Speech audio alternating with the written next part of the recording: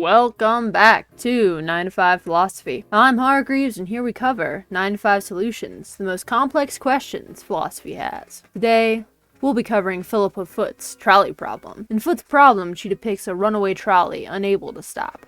Further down the tracks, 5 people are tied down, unable to escape.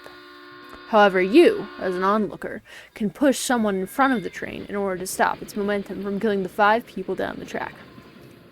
Do you push someone to save 5 others? The trolley problem has been discussed thoroughly since its conception in 1967. Some people argue it's better to save more people and that the ends justify the means. However, others argue deliberately killing someone outweighs the morality of saving 5 people.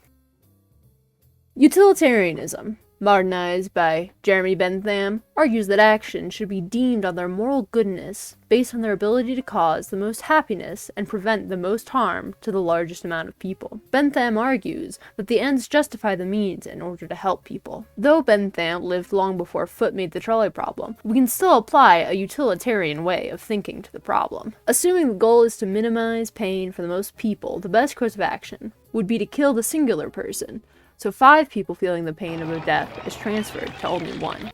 However, are there any reasons to save 1 person over the 5 on the tracks?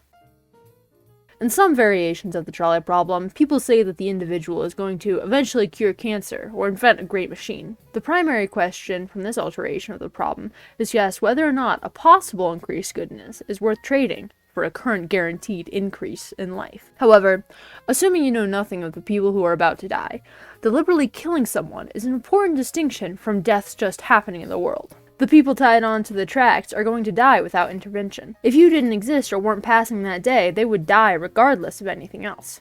However, your active choice to kill someone is not equal to, say, donating blood to save 5 people.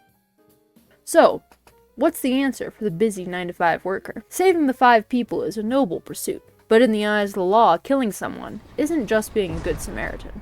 Without the money for expensive lawyers or the time to research and conduct your own legal research, it's not your ethical responsibility to get mixed up in all that. Furthermore, killing 5 people and saving 5 people are not equivalent scenarios. If the option was between shooting 5 people and shooting 1 person, the choice is more clear. However, just as donating blood may save someone, not donating blood does not mean you're killing anyone. In summary, the option is not killing 1 person or killing 5. It's killing 1 person or not intervening in the fates of 5 people. Thank you for listening to 9 to 5 Philosophy. Maybe take a taxi instead of the trolley.